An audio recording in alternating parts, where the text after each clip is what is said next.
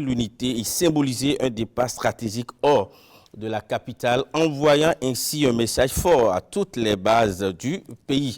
Et puisque nous parlons de Parakou et d'unité, passons maintenant à la météo politique et voyons le vent qui souffle sur le terrain cette semaine. C'est donc la météo politique, Alberto. Dites-nous, au bout de cette semaine, quelle est alors la température au sein des partis politiques en ordre de bataille pour les différentes élections? On démarre par la faveur politique du moment. C'est à la mouvance présidentielle que ça s'est dessiné depuis l'investiture à Parakou. La majorité a mis sa machine en marche. Les partis Union progressiste, le Renouveau, Bloc républicain, Mouel Bénin, Renaissance nationale ont donné leur feu vert au duo Romiad Ouadaï et Mariam Chabi Talata pour les représenter à l'élection présidentielle d'avril et mai 2026.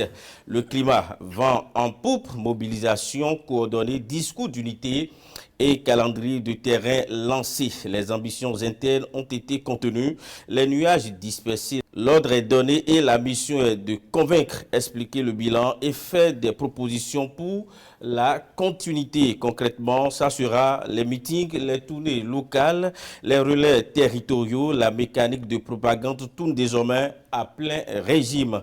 Tous les militants des partis au pouvoir sont invités à suivre le cap. Le message est donc clair à ce niveau. Pendant que la mouvance pousse ses pions de manière structurée, les démocrates ont depuis quelques jours officiellement lancé le processus de désignation du duo de candidats. Le brouillard stratégique reste dense, consultation, alliance, négociations internes, dépôt de dossier, tout est encore en cours. À ce niveau, ils se cherchent encore dans leur couloir, testent différentes combinaisons et calibrent les équilibres internes. En clair, à ce niveau, ils n'ont pas encore mis en marche la mécanique complète et conquête du pouvoir. Et si le brouillard se dissipe petitement, l'opposition pourra créer des vagues. Pour l'instant, elle reste en mode préparation, observant et ajustant ses mouvements. Pendant que les démocrates y réfléchissent, d'autres ont déjà tranché et posé leur candidat. La FCBE n'a pas attendu le calendrier lent des autres. Elle a désigné Paul Rouquet comme candidat et a signé des accords avec la mouvance pour la recherche et l'obtention de parrainage. Cette double posture étonne. En tout cas, l'opinion publique continue de mener le débat sur la stratégie FCBE, parti d'opposition mais en négociation avec la majorité. Chacun fait sa lecture et tire ses conclusions qui n'ébranlent pas le parti Cori dans sa marche vers 2026. Pour rappel, cette démarche n'est pas interdite par les tests en vigueur, sauf que beaucoup d'observateurs se demandent Paul Rouquet à quel jeu joue-t-il? Pour l'instant, il avance dans un brouillard stratégique avec des réponses que son parti et lui ont certainement. Ainsi, sur l'ensemble du ciel politique cette semaine, la majorité conserve l'initiative opérationnelle et l'opposition ajuste encore ses voiles. Et maintenant, que dit votre supercalculateur? À la date de ce 5 octobre 2025, le supercalculateur confirme que, en petit 1, la mouvance présidentielle a un flux stable et soutenu, une mobilisation lancée, une visibilité élevée, verdict, une avance confortable, majorité présidentielle bien positionnée sur notre supercalculateur de cette semaine. Chez les démocrates, il faut noter une réorganisation en cours, un brouillard stratégique, une visibilité limitée, verdict temps nuageux, potentiellement dangereux. Force Cori pour un béné émergent, Paul Rouquet, candidature affichée, posture hybride, impact contenu, verdict à suivre, questions stratégiques à résoudre à leur niveau. Sur la ligne de départ, seuls Romiad Ouadaï, Mariam Chabi Talata sont clairement lancés.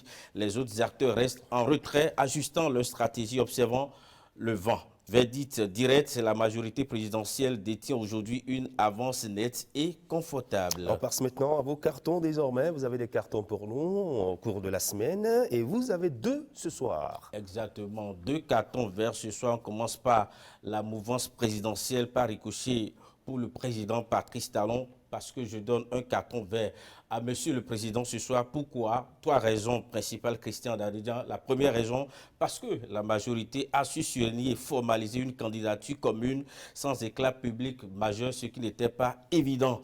Deuxième raison, le leadership du président a permis de maintenir discipline et cohésion jusqu'à l'investiture du duo candidat Wadaï et Chabi Talata. Et puis la troisième raison, le choix stratégique de la ville de Parakou comme symbole qui a démontré une vision d'ancrage territorial et national.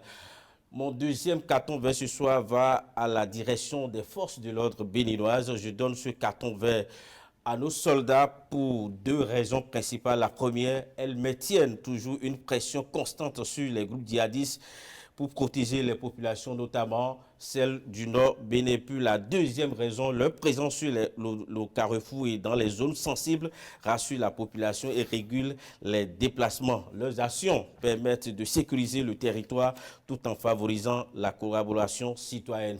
Pour toutes ces raisons, ils méritent mes respects et je leur donne mon carton vert ce soir. Merci beaucoup pour ces cartons, merci pour la météo et merci également pour le mot-clé de la semaine avec vous. C'était bien. La météo politique, Alberto Mardouché-Goulou. Portez-vous bien et à dimanche prochain. Vous allez continuer de scruter pour nous l'horizon politique au Bénin au fur et à mesure que nous avançons vers les grandes dates qui annoncent les échéances de 2026. Et tout de suite, à votre suite, nous allons retrouver nos chroniqueurs dans les points de vue pour apprécier toute l'actualité de cette semaine. En tout cas, nous avons 4 sujets que nous avons choisis pour le débat de ce soir. Et nous allons installer Erwan Parfait à Niamboussou, Marc-Ernest Goudianou, Serge Vivien Kouimon et Omar Salouf.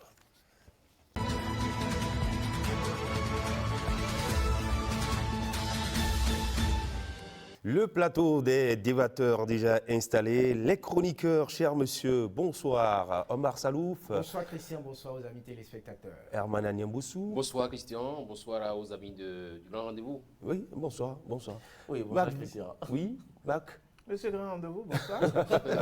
C'est un plaisir de vous avoir. C'est bien, Kouimon, merci d'être là, merci à chacun de vous. Eh bien, nous avons beaucoup de sujets à aborder. Nous allons parler de la présidentielle de 2026 qui retient les attentions. On sait désormais que le duo Wadaï-Talata est investi à Parakou. On va parler également des mouvements de soutien qui refont surface depuis un moment. Paul Houpin, qui est désigné candidat de la Force Corée pour un Bénin émergent, qui sera donc son colistier ou sa colistière? C'est une question qu'on se pose. En attendant, les démocrates qui ont encore quelques jours pour nous sortir leur fumée, on verra si elle sera blanche ou noire. Mais il y a un dernier qui est arrivé, il s'agit de Daniel Eda. Est-il un prétendant sérieux pour, disons, postuler pour déposer sa candidature pour la présidentielle de 2026? C'est également des questions que l'on se pose. Ce sont des sujets que nous allons aborder ici même ce soir. Mais avant, la grosse actualité, c'est celle d'hier, samedi, du côté de Parakou, où le duo Wadaï-Talata a été investi par les partis pro-pouvoir. Un mois après le choix opéré, donc la coalition des partis au pouvoir a investi son candidat. Dites-nous, monsieur le chroniqueur, monsieur Omar Salouf, quel est le portrait que vous nous présentez de l'homme? Oui, Romuald Wadaï, il est aîné de 5 enfants. Romuald Wadaï donc est expert comptable politique béninois, né le 20 juin 1976 à Lokossa au Bénin. Il a fait son cursus scolaire au Bénin jusqu'à l'obtention d'un baccalauréat scientifique avant de poursuivre ses études à l'étranger. Il est diplômé de l'École supérieure des affaires de Grenoble en France, où il obtient un master en finance et suit en 2007 à la Harvard Business School aux États-Unis une formation professionnelle en capital investissement et capital risque.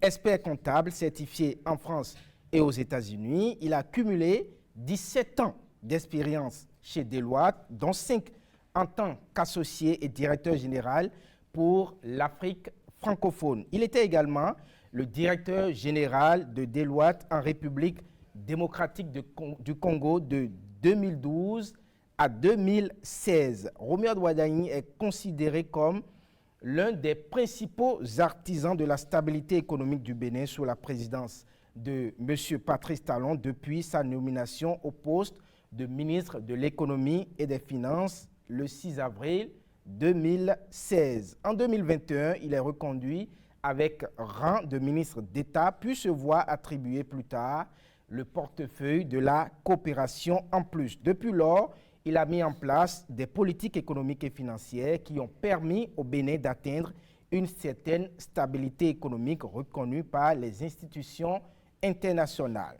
Il a joué un rôle clé dans la négociation d'accords de coopération avec plusieurs puissances économiques et le Fonds monétaire international. Ces résultats lui ont valu les honneurs et des récompenses. Connu pour son style distrait et sa rigueur, Romuald Wadagni est considéré comme un technocrate compétent et un stratège économique avisé.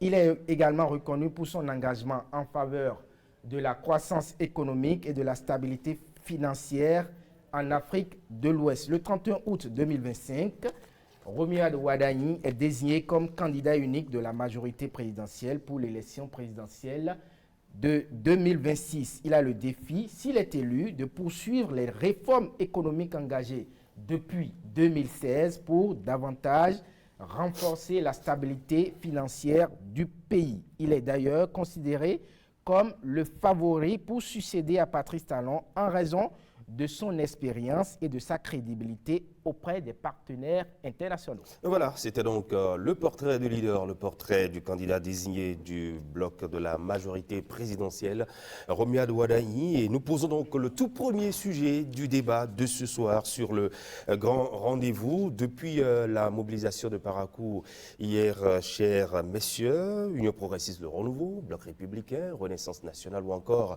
Mouel Bénin. Et d'un autre côté, on va en parler plus tard, les mouvements de soutien.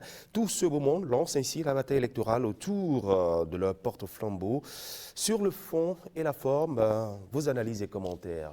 Serge Vivien Couillemont. Merci Christian. Je pense qu'on doit d'abord saluer ce qui a été fait là. Il y a eu la mobilisation générale. On a vu que la population est sortie. On a vu que les grands moyens ont été déployés pour montrer quand même que les partis politiques soutenant les actions du chef de l'État sont ensemble. On a vu Mouel Bénin, on a vu UP, Le Renouveau, on a vu Renaissance BR, nationale. Et puis Renaissance nationale. Et lorsque vous suivez un peu les allocutions, on sent quand même qu'il y a une cohésion. On sent quand même que c'est préparé. Hein. Et avec ça, on ne peut que rêver grand. On ne peut que se dire waouh, ça a été bien organisé. Parakou choisi pour pouvoir accueillir l'événement. Je dis, ils ont bien fait le casting en choisissant Parakou, parce que lorsqu'on prend Parakou, on sait que Parakou, qu'on le veuille ou non, l'ancien président de la République, Boni Yayi, a quand même une assise de l'autre côté. Alors pour pouvoir déjouer tout ça, pour montrer quand même que oui, on est ensemble, ils sont allés à Parakou pour le faire. Moi je pense que c'est salutaire. Maintenant, on va voir la suite. Est-ce que tout ce qu'on a vu, la mobilisation qu'on a vue, les gens qui sont sortis, est-ce que au moment opportun, ils vont vraiment faire le job, ils vont vraiment voter, ils ne vont pas faire comme on entendait par le passé, Zinsou, Elwa, Talon, Elozo, Zinsou, Elozo, le mot. Donc, en tout cas, avec tout ce que moi j'ai vu à Parakou hier, et même, il faut préciser aussi au niveau de l'organisation, en tout cas, avec la presse, tout était bien réglé, bien calculé. Oui, c'est actif. Oui, Herman Nyamoussou. Oui, et nous sommes revenus sur la forme, puisque sur la forme, on sent que les moyens ont été mis en place, ont été mis pour qu'on puisse réussir cette sortie-là, cette cérémonie d'investiture. Oui, par rapport au chronogramme, on sent que tout est vraiment bien calculé, avec d'abord les déclarations qui ont été lues, ensuite les mots des présidents des différents partis qui ont porté cette candidature-là, et maintenant le mot du candidat qui est investi. Alors oui, c'est vrai Parakou, parce que Parakou c'est le fief de l'ancien président Boni Yayi, mais moi j'ai réussi aujourd'hui à comprendre pourquoi Parakou a été choisi. Oui, dites-nous. Parakou, parce que c'est la ville de cœur de Wadagni Romuald. Quand vous le suivez dans son discours, il dit qu'il a fait son enfance à Parakou. Et aujourd'hui, quand vous faites le point, pour moi aussi qui ai fait Parakou, Le jeune qui a connu Parakou il y a 30 ans n'a pas connu Parakou d'aujourd'hui. Parakou d'aujourd'hui, c'est waouh, c'est avec de grandes artères, avec des rues qui sont bitumées. Parakou, en temps, quand vous commettiez l'erreur de tomber, il n'y a rien à faire. Vous avez des égratignures au corps. Et donc aujourd'hui, je pense que Parakou est en train de se métamorphoser. Donc du coup, aujourd'hui j'ai compris pourquoi est-ce qu'ils ont choisi Parakou, parce que Parakou c'est là. Donc oui, Parakou, je crois que c'est bien. Maintenant, pour ce qui est des discours, du contenu des discours, il y a beaucoup de noms qu'on a pris sur le contenu, sur tout ce que chacun d'eux a eu à dire. On va revenir là-dessus très rapidement. Oui, Marc. Il faut dire que ce duo de candidature a été installé dans une ambiance grand public où quand même on a vu quand même tous les leaders qui représentaient les différents partis politiques qui soutiennent le gouvernement étaient présents. On a vu également les députés, les honorables députés. On a vu également les leaders politiques de part et d'autre qui étaient présents. Si c'est que tous les partis politiques devaient demander à tous leurs militants de pouvoir venir à Parakou, sûrement que le stade ne pourrait pas contenir tout le monde. Et donc, vous avez compris même que déjà avant cette cérémonie hier au stade de Parakou, il y avait déjà des communiqués qui limitaient déjà ceux qui devaient participer à cette cérémonie-là. Même au niveau des partis politiques, il y avait des communiqués qui avaient circulé et avaient limité le nombre. Cela dénote également de l'organisation qui a été mise en place en ce qui concerne l'installation de ce duo de candidature. Moi, je voudrais quand même rester un peu sur la personne de Romial Wadayi, dont le chroniqueur a fait le portrait tout à l'heure, et également de la colistière Mariam Talata. Lorsque moi je prends ce duo de candidature, je vois plutôt un symbole d'équilibre. Lorsque je parle d'équilibre, lorsque je prends un Romial Wadayi qui est jeune, qui est technocrate, et à côté de Romial Wadayi, vous voyez une Mariam Talata qui a de l'expérience en politique parce que ayant été aux côtés du chef de l'État depuis quelques années, et également elle a pu participer au sein de son parti activement pour pouvoir quand même mûrir politiquement. Et donc, à côté d'un Romial Wadayi qui n'a pas assez d'expérience politique, si on peut le dire ainsi, ça fait réellement un vrai symbole d'équilibre. Et lorsque vous quittez là, vous irez également au niveau de l'équilibre nord-sud, où vous voyez Mariam Talata qui vient du nord et que Romial Wadayi qui vient du sud, donc les deux viennent se compléter en un mot. Et vous voyez également l'équilibre genre qui se fait à partir de la parité, d'accord, où on a un homme et une femme qui travaillent ensemble et qui vont travailler ensemble quand même pour pouvoir avoir le résultat qu'il faut donner. Le plus grand défi qui concerne ce duo de candidatures sera le défi du terrain politique, parce qu'il va falloir sortir pour pouvoir aller sur le terrain, aller convaincre les électeurs, tenir le bon discours, parce qu'il y a beaucoup d'éléments qui doivent revenir au niveau des jeunes qui n'ont pas été comblés, les attentes n'ont pas été comblées en matière peut-être d'emploi, en matière de social, dans plusieurs autres domaines. Et donc, c'est le terrain sur lequel moi je les entends. C'est dans les 6 mois à venir, pratiquement, avec les formations politiques qui les portent.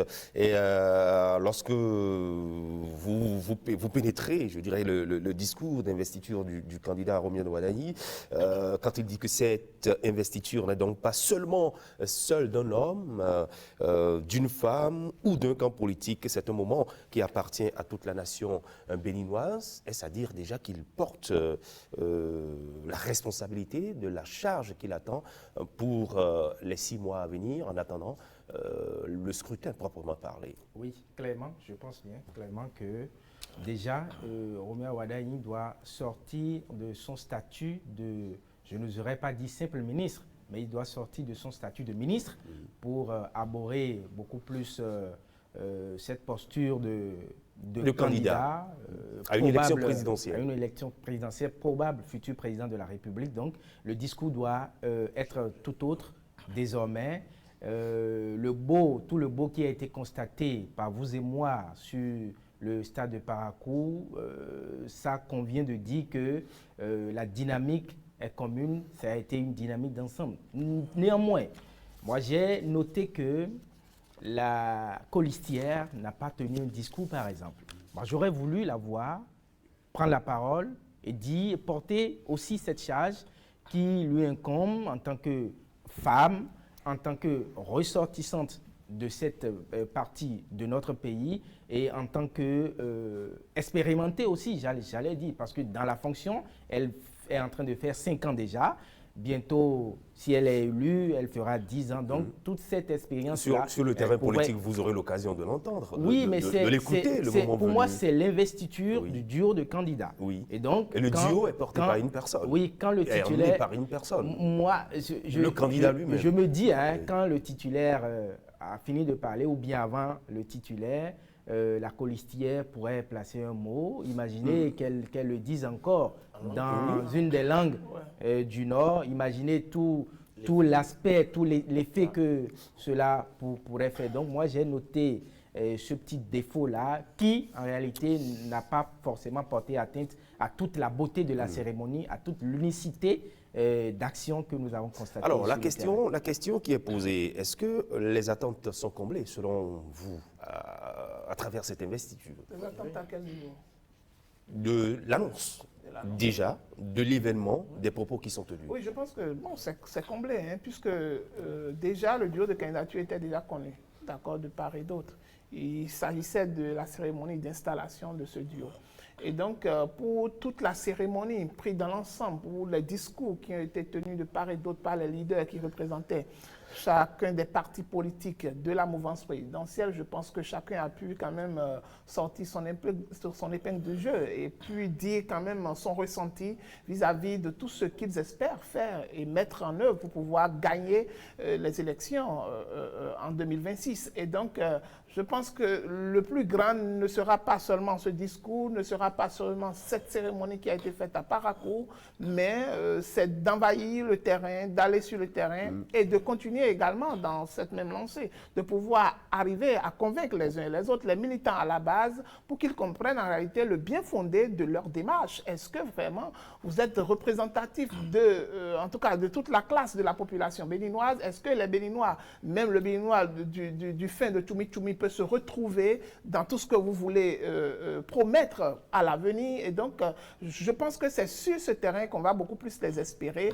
Mais lorsque vous prenez la cérémonie, l'organisation, tout ce qui a été mis en place, ça a été très parfait.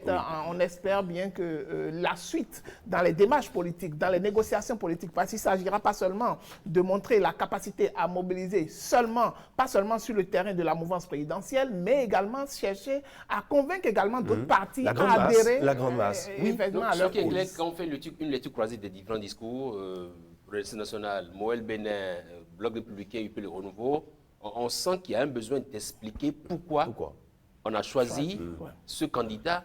Et d'ailleurs, Claudine Pouget cela dit, elle a parlé de continuité féconde. Et pendant que d'autres ont trouvé que oui, que c'est parce que Ouadaï, il comprend la vision. La vision, ça veut dire que le Bénin, les Béninois ont refusé, ou en tout cas, ceux qui sont membres de ces partis politiques refusent la régression. C'est également dit dans un des discours. Je pense qu'en clair, pour moi, les propos qui ont été tenus, ça montre que clairement, il y a eu une certaine logique qui sous-tend le choix de Ouadaï. Maintenant, quant à savoir quel type de continuité les Béninois veulent, est-ce que les Béninois veulent toujours continuer par serrer les ceintures tel que c'est? Je pense que Ouadaï également a saisi la mesure de ce qu'il attend en disant qu'il sera le candidat, qu'il sera un président de la République de tous les Béninois et qu'il va travailler à ce que la prospérité soit partagée. Oui. Je pense qu'en disant ça, en rappelant justement qu'on a vécu il y a 9 ans. Voilà. Pour bâtir. Voilà. Et il dit que désormais que tout ce qui doit être fait comme soubassement est déjà fait. Donc que le plus dur, un peu comme on le dit dans le langage footballistique, le plus dur est maintenant derrière nous. Et dans la partie de maintenant, on peut s'attendre à ce qu'il n'y ait plus de serrage de ceinture. On peut s'attendre à ce que vraiment que les jeunes puissent faire éclore leurs rêves, faire éclore leurs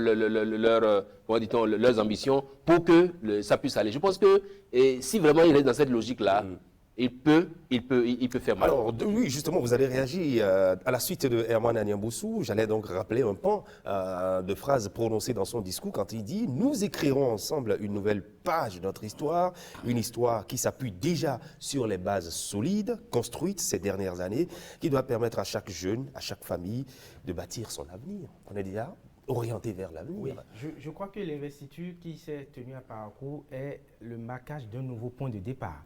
Patrice Talon, en 2016, n'avait pas fait une sorte d'investiture. Il n'était pas obligé de faire tout ça. simplement rappelle parce un peu que... du contexte. Oui, simplement parce que les contextes ne sont pas les mêmes. Oui. Actuellement, c'est un pouvoir sortant qui est en train de travailler pour revenir. Et donc, il fallait rassurer, il fallait marquer le pas pour dire que nous avons eu 9 ans, nous avons eu 10 ans à serrer la ceinture, nous avons eu 10 ans à nous sacrifier, nous avons pris 10 ans à poser les bases d'un Bénin nouveau. Et donc, à partir d'un certain instant, on va commencer à bénéficier des fruits de tous les sacrifices que nous avons eu à faire. C'est en cela que l'investiture était opportune pour celles et ceux qui estiment peut-être que qu'est-ce que Roméo Wardani apportait de nouveau? Qu'est-ce qu'il apporterait de nouveau? Qu'est-ce qu'il va nous faire de mieux que ce que nous avons eu par le passé? Donc, c'était vraiment important. En termes d'attente, je pense que l'investiture prise en elle-même, les attentes étaient comblées, mais d'un autre côté, il va falloir véritablement, comme l'a rappelé Marc, il va falloir véritablement travailler sur le terrain, convaincre davantage les populations, les électeurs, du bien fondé de ce que c'est Roméo Wardani qui est le mieux placé pour assurer la suite. C'est Julien Kouimon. Oui. Je suis d'accord avec tout ce qui a été dit. Pour moi, l'attente comblée avant. Au niveau de l'avant, c'est qu'on a annoncé quand même que c'est les deux. Pendant, on a vu la préparation, ça a permis quand même à Parakou d'avoir plus les regards tournés vers Parakou. Vous avez vu à l'espace de week-end, on a vu toute la mobilisation. Oui, donc, il y a eu d'abord le concert avec les les artistes qui étaient à Parakou. Il y a eu également Caravane, donc les grands moyens, on l'a rappelé tout à l'heure. Et après ça, on a vu également la communication, tout ce qui a pris également pour pouvoir communiquer sur les réseaux sociaux pour montrer. Donc pour moi, il faut rappeler que Canal 3 a fait la retransmission en direct du déroulement de l'événement. Également, Fraternité FM Parakou aussi a fait également la retransmission en direct. Donc, sur la radio. Sur la radio également au niveau de ces canaux digitaux. Donc je pense avec tout ça, avant, pendant et après, les objectifs sont atteints et on ne peut que dire merci à eux et demander également aux autres formations politiques d'aller à leur école en termes d'investiture. En tout cas, je sais que le grand rendez-vous... Nous sommes là au parfum de l'actualité et le moment venu en tout cas.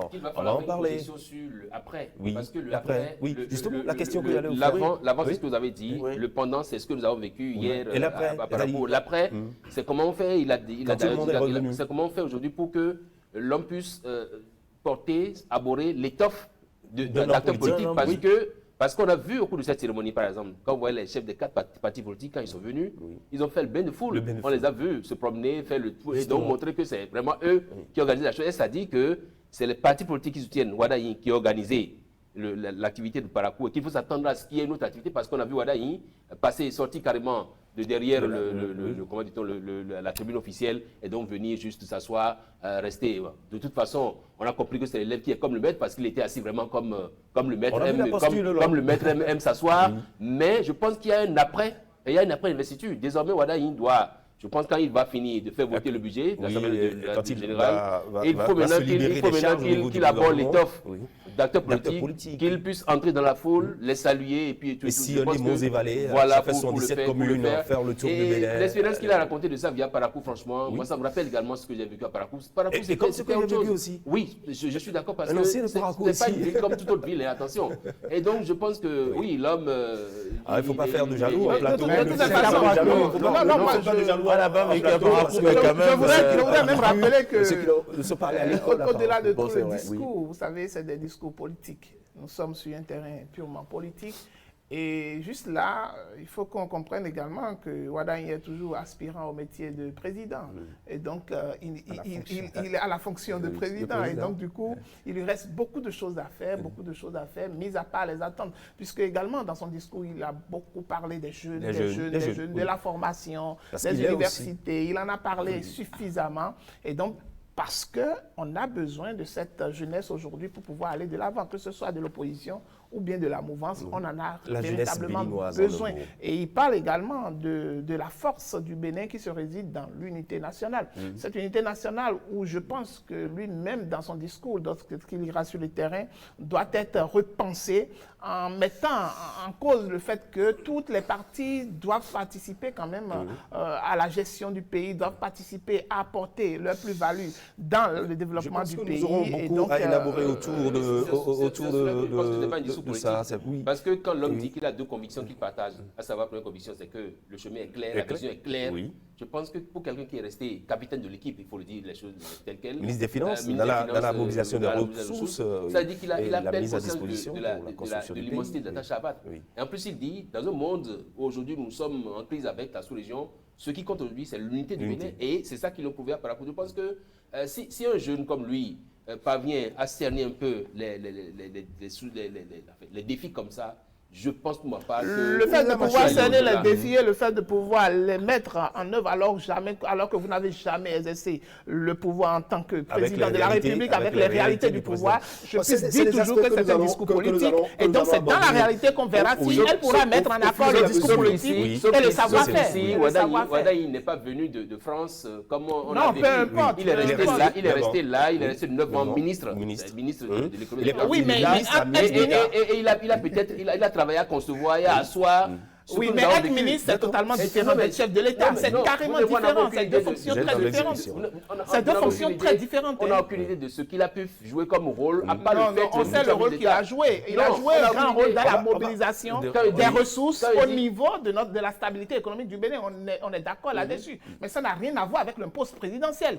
Les réalités sont totalement différentes. C'est un aspect que nous allons aborder. Nous avons tout le temps pour mener des débats, des discussions sur ces sujets, ces aspects-là. Alors, il y a quelque chose que nous avons remarqué depuis quelques semaines déjà. On sait que la machine politique est désormais totalement lancée. Chacun y entre quand il peut et comme il peut. Ça, vous le savez. En attendant que ceux que nous attendons également de l'autre côté des autres formations politiques qui envisagent compétir, les vagues de soutien venant soit de mouvements ou d'associations, soit de personnes ou de personnalités influentes qui, dans leur région, prennent des initiatives politiques. Je ne sais pas si vous en avez vu, si vous en voyez, si vous en connaissez. Mais est-ce que vous comprenez ces initiatives qui, on se disait, bon, avec la nouvelle réforme politique au Bénin, les mouvements, les associations devraient quand même se mettre en rang en rentrant dans les partis. Mais comprenez-vous cette résurgence? Oui. Moi, je vois deux choses. Oui, dites-nous. La première, c'est que toujours à l'approche d'une élection présidentielle comme ça, de tels mouvements, sortent de toutes parts. La différence ici est que nous avons eu une réforme du système partisan qui, a priori, devrait régler ces problèmes. Mais pourquoi ça revient? Simplement parce qu'il y a une frange des Béninois qui ne se sentent pas à l'aise dans les partis politiques. Il faut le reconnaître. Il y a une bonne partie des Béninois qui ne sont pas à l'aise, qui n'ont pas voix au chapitre, il faut le dire ainsi, qui n'ont pas la possibilité de s'exprimer dans les partis politiques. Derrière le rideau, cette investiture que nous avons eue à Parakou, il y a forcément beaucoup de frustrés. Il y a beaucoup de gens qui auraient voulu être acteurs d'une telle ou telle autre chose, mais qui n'ont pas eu cette possibilité. Alors qu'avec un mouvement, avec une association, on a la possibilité d'adresser un message directement au candidat et à tout son staff. On a la possibilité de faire des propositions, on a la possibilité d'avancer sur le terrain, de travailler sur le terrain et d'avoir des gens acquis à sa cause. Dans les partis politiques, on n'a pas cette possibilité. Parce que les gens n'ont pas cette on connaît la règle. Hein, on dit qu'il y a une certaine discipline de groupe. Oui. D'aucuns diront que c'est apparent, que c'est une soumission. Et donc, quand tout ça mis ensemble, ça ne peut que donner cette possibilité, cette ressurgence de mouvements et d'associations de creuser. Et ça parle aussi de repositionnement. Oui, voilà. Et tactique. Oui. Je pense que mon frère a tout donné comme argument. Oui, ce qui sous-tend cette... Il faut dire aussi que comment il s'appelle, Bertin Corvi disait à Romiad Wadaï, dans ses audios, il demandait à Romiad Wadaï de ne pas seulement faire confiance à l'UP, au parti. En tout cas, au parti. Aux grands partis, formation politique, mais de penser aux jeunes qui sont sur le terrain, à ces creusets dont nous parlons. Et la même preuve, parce qu'en fait, ceux qui travaillent, ceux qui iront plus dans les hameaux et tout pour échanger, ce sont ces creusets-là que nous avons.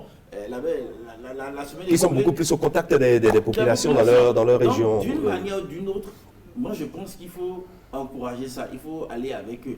J'ai vu également la convention des jeunes éclaireurs de la nation dirigée par COJEN, dirigée par Rodolphe Kapo, qui étaient également au contact de la dynamique talent continu avec Wadaï. Toujours pour montrer quand même que oui, malgré tout, il y a quand même ces gens-là. Je pense quand même qu'il faut encourager ça. Et vous allez voir que lorsqu'il y a des élections comme ça, il y a toujours ces mouvements-là, comme on l'a rappelé tout à l'heure. Bien qu'il y avait, comment on appelle, FCBE par le passé, FCBE dans son temps, il y avait quand même de ces jeunes coalitions, les G6, les G ça, qui mouillaient aussi le maillot sur. Vous allez voir. Donc on le veut ou non. Ils investissent les réseaux sociaux, ils investissent pour se donner une visibilité, montrer qu'on accompagne le candidat comme on le soutient. Je pense que ces mouvements sont très importants pour la vie politique et à l'animation de la vie politique de tous les partis et même du pays. Lorsque vous prenez ces mouvements, vous vous demandez parfois qui sont ces leaders qui sont derrière ces mouvements-là. Vous remarquerez que ce sont des leaders qui sont souvent en amitié avec de grands leaders des partis politiques. Et donc parfois ils sont même en dialogue généralement avec eux parce que ce sont ces mouvements qui constituent des boîtes à idées. D'accord? Des boîtes à idées parce que, tel que l'a rappelé mon très cher ami Kouimon, c'est qu'ils sont des relais de terrain pour les partis politiques et sont beaucoup plus au contact de la base. Et parfois même les plus... Et quand il faut le retour, bon, il n'y a pas de visibilité sur ce qu'ils font. Exactement. Moi, je parle en leur sens en les voyant également comme de bons capteurs du sentiment, d'accord, populaire. Des capteurs du sentiment populaire parce que lorsque vous les voyez à la base travailler, ils prennent les doléances de part et d'autre. Parfois même, vous savez, lorsque vous voulez écouter votre enfant parfois, ça dépend de la façon dont vous venez vers lui et le type de communication que vous présentez devant lui afin qu'il vous écoute. Afin qu'il vous écoute et que vous puissiez passer votre message. Mais lorsque vous venez parfois et que le contact n'est pas établi comme cela se doit, le message ne passe pas. Et donc, on a besoin de ces mouvements-là parfois qui doivent être au contact de ces populations-là, de ces militants à la base pour pouvoir échanger avec eux et être en même temps de relais, de soutien pour les partis politiques également, pour participer activement de toutes les façons à la vie politique du pays. Et donc, ils ne sont pas à négliger du moment où déjà que même dans la l'ossature de tout ce qui est mis en place comme parti politique aujourd'hui, vous savez, il y a beaucoup de restrictions avec l'arrivée du système partisan. Et donc, à partir de là, nous avons besoin forcément de ces mouvements-là, de ces organisations-là qui existent et qui participent à la vie politique de leur façon. Mais vous allez toujours remarquer qu'ils sont affiliés forcément à des partis politiques qui existent, des partis satellitaires qui existent. Et donc, ils ne viennent pas de nulle part, ils ne viennent pas de nulle part. Ils ont forcément des parrains qui sont également des leaders politiques qui participent également à leur vivacité. C'est selon les affinités. Omer Wadaï est désigné candidat. Il y a ses amis d'enfance, par exemple, peut-être qui ne sont pas membres de parti, membres d'aucun parti politique, mais parce qu'il a été investi, parce qu'il est ressortissant de telle zone, par exemple, de faire une sortie pour dire nous te soutenons parce que nous avons grandi ensemble, parce que nous avons été à l'école ensemble, parce que. Et donc, un membre d'aucun parti politique peut décider de constituer un mouvement et l'appeler comme il veut, juste pour soutenir la candidature. Oui, ce que j'expliquais, que même quand ils le font, par exemple, c'est qu'ils sont obligés d'aller vers, par exemple, des membres ou bien des leaders du parti politique, parfois, ou bien le candidat, ou bien le candidat, ou bien vers le candidat. Vers le candidat. Vous savez, l'expérience des mouvements bénin, ça a prospéré en 2016, quand Patrice Talon devait prendre le pouvoir. Et c'est le mouvement, c'est les mouvements qui n'ont pas permis. Patrice Talon aurait peut-être puisque les partis politiques en sont présidentiels. Les partis politiques sont mis de côté, se sont rangés de côté et jouer à ce jeu de l'autruche, là, vous vous rappelez, tel est dans mon cœur, mais faites ceci, donc ne faites pas ce que je dis, vous ne faites pas ce que je fais, faites ce que je dis. Et donc vous voyez, c'était un peu ça. Et aujourd'hui, les mouvements, je crois, ont repris le contrôle pour savoir dire aux acteurs politiques qui, au fait, ne nous leurrons pas. L'acteur politique, là, quand il va derrière les urnes, là, quand il va dans l'isoloir, il n'a que sa seule voix qui passe. On a vu dans ce pays des acteurs politiques, et pas des moindres, à l'issue des élections, d'une élection présidentielle, c'est au plus 3 voix. Oui, d'accord. Il travaille à convaincre. Je suis d'accord qu'il est à convaincre, mais c'est parce qu'il y a une... Oui. Il faut même rappeler même d'autres, vous avez parlé de 3 voix, d'autres, ils étaient Non, candidats dans leur propre famille, là. devant leur maison.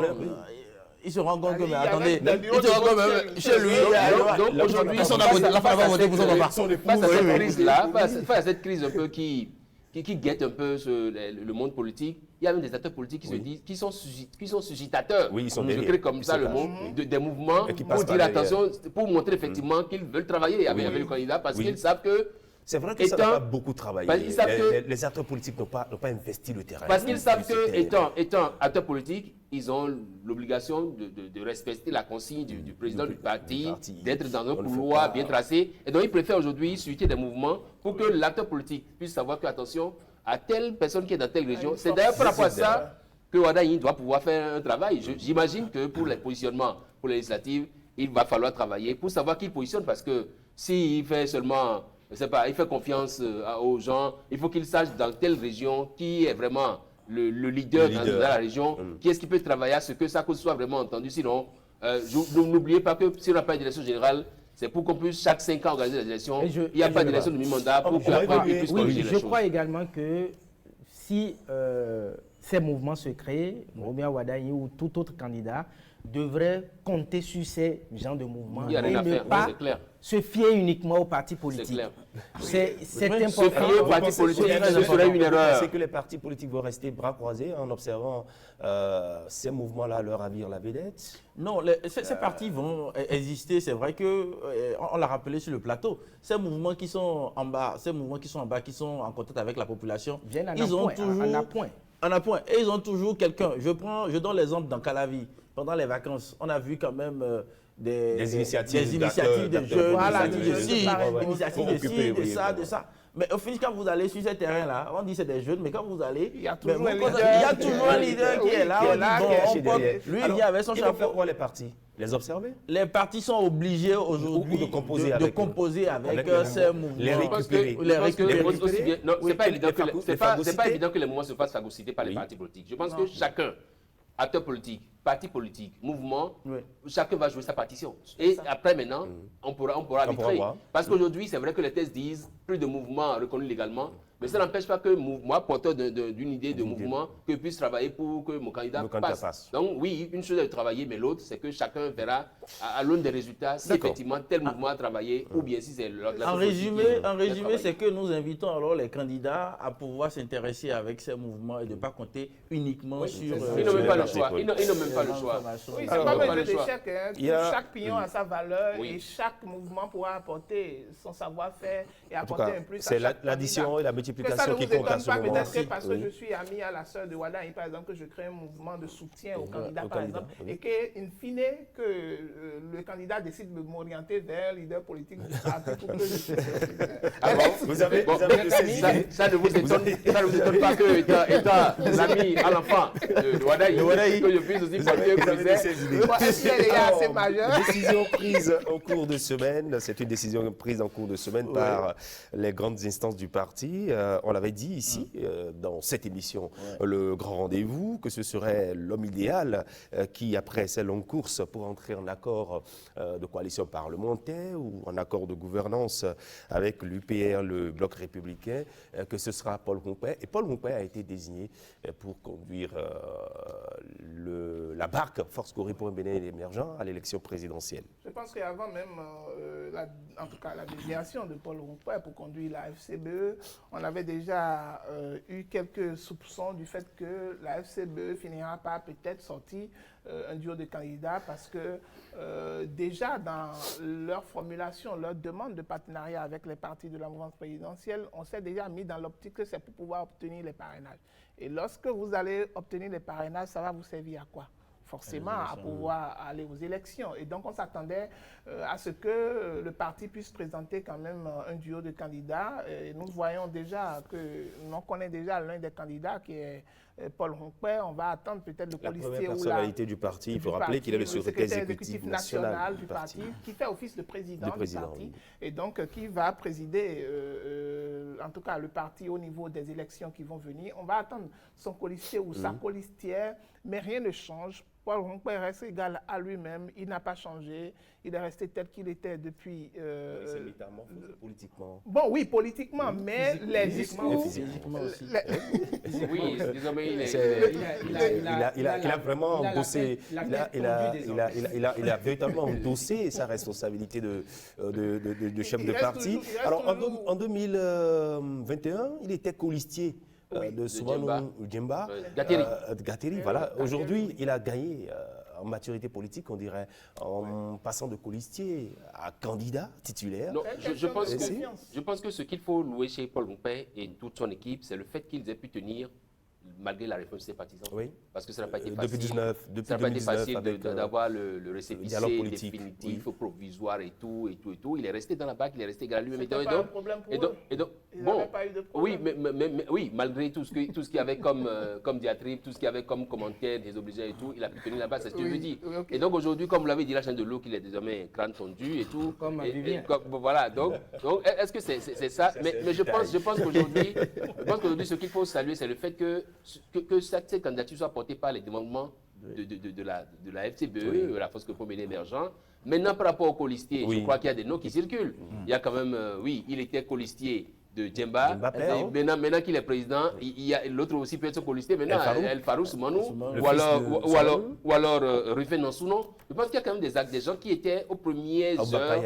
Aoubaka Yaya, ils sont nombreux. Aoubaka Yaya, Garba Yaya, voilà, ils sont nombreux. Garba Yaya, je crois, il est maire d'une ville du Nord et tout. Je pense que ceux qui ont été vraiment porteurs du récépissé et tout, FCBE, ils sont encore là. Et il faut très tôt que la FCBE puisse sortir le duo. Pour que tout déjà, on apprend que l'investiture du candidat, ça sera pour le 11. Oui. Ce sera où on ne sait pas encore. On ne sait pas encore, on n'a pas l'information totale. Moi, je note que Paul Rompé a fait produire certaines résiliences politiques.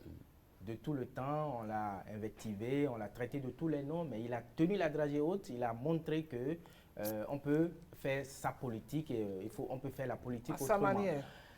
Sur ce même plateau, on a levé un point de voile sur celui qui peut porter l'étendard de la force Corée pour un Bénin émergent. Et je crois qu'à l'unanimité, on avait tous cité Paul Rompé.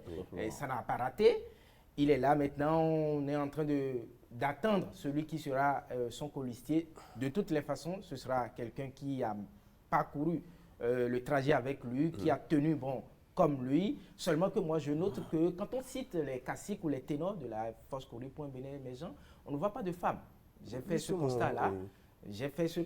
Peut-être que, bon, ça va venir avec le temps. Mais pour le moment, j'admire ce courage dont a fait preuve Paul Rompé. Et sa détermination à aller... Je pense que les femmes qui étaient FCBE, Souboni Yahi, très tôt, quand c'est Paul Rompé qui est devenu leader, elles ont pris la tangente et se sont chez les démocrates. Soit démocrates, soit... et beaucoup sont partis également dans les partis de la majorité. Et donc aujourd'hui, il n'y a rien à faire. Je pense qu'aujourd'hui, si on doit rester égal, et donc je pense qu'il aura un colistier, et pas une colistière parce qu'il n'y a pas de femmes qui aura fait le combat avec eux. Lié à Paul Rompé, ce n'est pas moi la question qui me préoccupe et ça va permettre peut-être de donner la parole à Vivien, puisque j'ai des interrogations. Aujourd'hui, c'est vrai, on a des partis qui se réclament de la mouvance présidentielle, on les a vus à l'investiture hier. La FCBE se réclame d'où, finalement? C'est un parti de l'opposition. Attendez. C'est un parti de l'opposition. La FCBE se réclame d'où, finalement? Parce que c'est là où, moi, je m'interroge sur le parti. Parce que lorsque vous allez faire des alliances avec les partis de la mouvance, alors qu'on sait que les partis qui ont fait d'alliance avec les partis de la mouvance présidentielle, on les a vus hier à la cérémonie de investiture. On n'a pas vu un Paul Rompé qui avait noué quand même d'alliance. Et donc, moi, je me demande, je me pose la question, est-ce que c'est un parti d'opposition, si c'est un parti de la mouvance présidentielle, c'est un parti centriste ou bien c'est quel parti il est de l'opposition. C'est un parti de l'opposition. Alors, les démocrates qui sont dans l'attente de la fumée blanche, oui, Daniel Eda, le dernier arriver prétendant on a l'impression que les derniers seront les premiers. Bon, d'accord. Oui.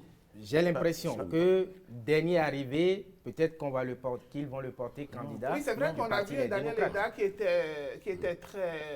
était fort dans la communication parce que même avant qu'il ne puisse déclarer sa candidature au niveau du Parti Les Démocrates, on l'a vu déjà communiquer beaucoup assez dans tous ses allers-retours, toute son ambition, tout ce qu'il avait. Et puis ça fait déjà 2 mandats, 2 fois déjà qu'il a été déjà candidat aux élections présidentielles. Et donc aujourd'hui, s'il a encore la chance de pouvoir le faire, si éventuellement le Parti Les Démocrates arrive à le porter, ce serait bon gré mal gré pour lui. Je partage avec vous ces propos. Je partage avec vous ces propos.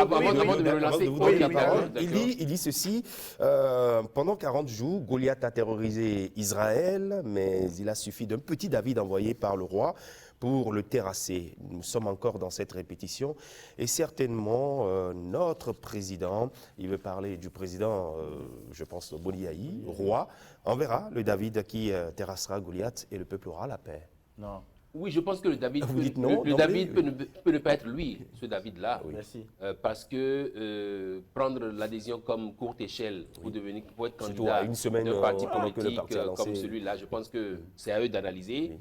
Mais l'autre aspect sur lequel je voudrais rapidement qu'on élabore, c'est le fait qu'il ait été candidat sous la bannière du MPS, Mouvement pour la prospérité solidaire. Et donc président de ce mouvement-là, qui est un parti politique, est-ce qu'il a démissionné de ce parti politique-là? Est-ce qu'il a dissous le parti politique? Parce que son appartenance à ce parti politique est toujours là. Si entre-temps il n'a pas fait la dissolution.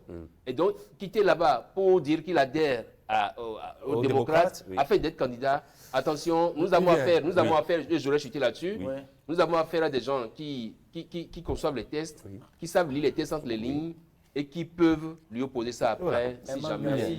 Merci, c'est des éléments de réponse, on ne doit pas négliger ça. Mais l'autre chose aussi, vous avez vu les critères élaborés par ce comité des démocrates, le comité national de candidature. Voilà. Au niveau des critères, j'ai vu quelque part, c'est écrit, il faut avoir milité, il faut faire des actions. Membre fondateur du parti. Non, au-delà même de membre fondateur, c'est que... il faut avoir travaillé vraiment, implanter les partis. Lui, Eda, il a fait quoi avec les démocrates? Donc pour moi, il s'est fait bénir.